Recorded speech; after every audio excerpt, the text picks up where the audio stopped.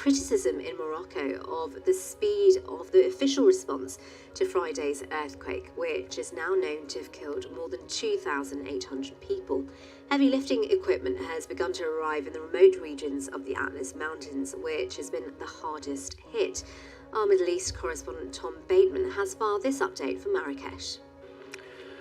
It has been a fourth night out in the open for tens of thousands of people across this region. Where we are now is in Marrakesh, less affected than the high Atlas Mountains where we were making our way yesterday. But even here, there are damaged homes. I was speaking to one woman who said that her house is cracked and badly damaged, and she simply doesn't want to spend another night there for fear of aftershocks, because of course in previous quakes, that's exactly when buildings can come down if they've been damaged by the initial earthquake itself.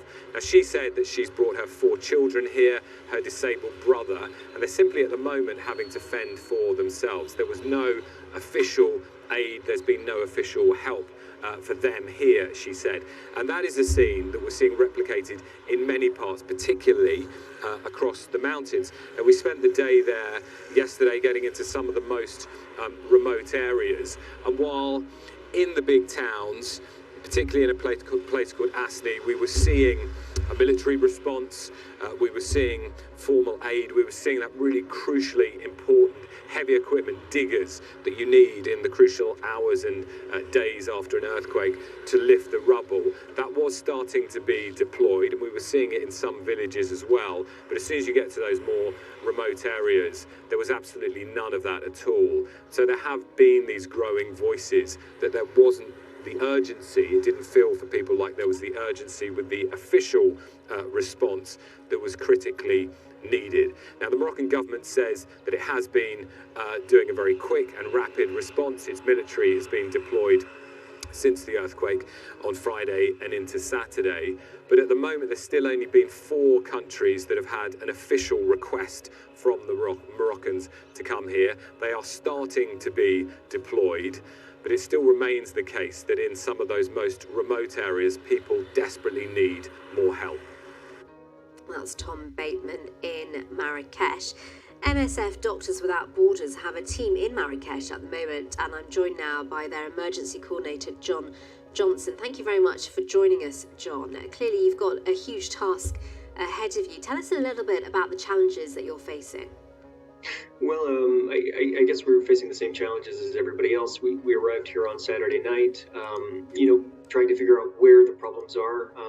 It's easy to identify the bigger villages that have been hardest hit, and that's where all the responders are going. But like the commentator said earlier, it's the villages that are a little bit harder to identify, that are a bit lost in the mountains, where it's hard to reach, and that's where we're trying to find where we can be of help as well, in the places that are not encore reached by the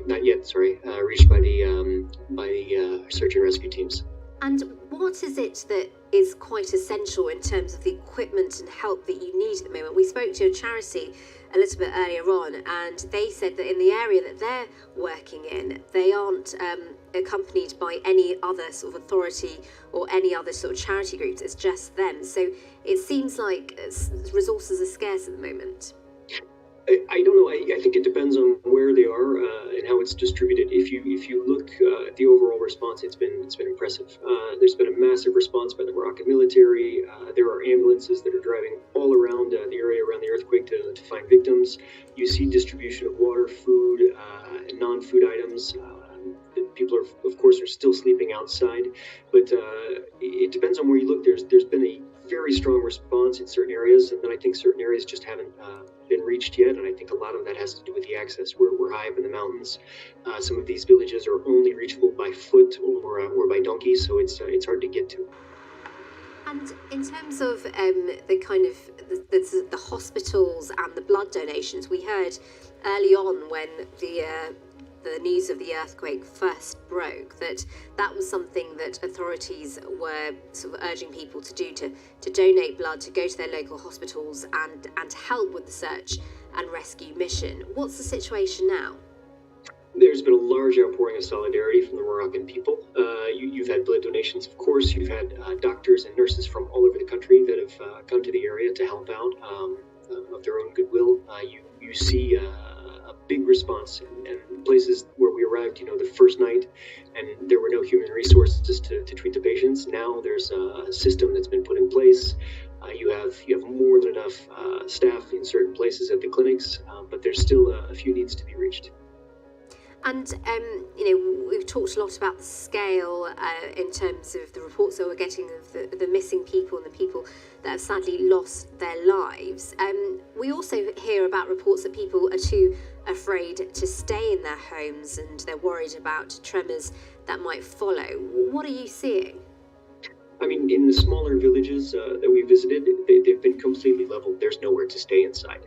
In some of the bigger villages that have more modern structures, those structures are still cracked and broken and could fall if there is an aftershock, and they'll need to be destroyed. They'll need to be leveled and rebuilt. So I think in a lot of these villages really close to the epicenter, there's not a good choice but to sleep outside, and it's going to take time to rebuild their homes. And you've presumably dealt with these sort of disasters before in the past and similar situations. How does this compare to other trips that you've made? But this is certainly the most devastation I've seen in terms of material damage in such a short period of time. At the same time, a lot of deaths. The 2,800 that have been reported so far. And a lot of wounded, but at the same time, as the days go by, the situation in terms of the medical situation gets better and better. And right now, for the moment, the most urgent needs are being reached for the people that they can reach. Okay. All right. Well, John, thank you very much for joining us. John Johnson there, who's out in Marrakesh, part of the search and rescue mission of Doctors Without Borders.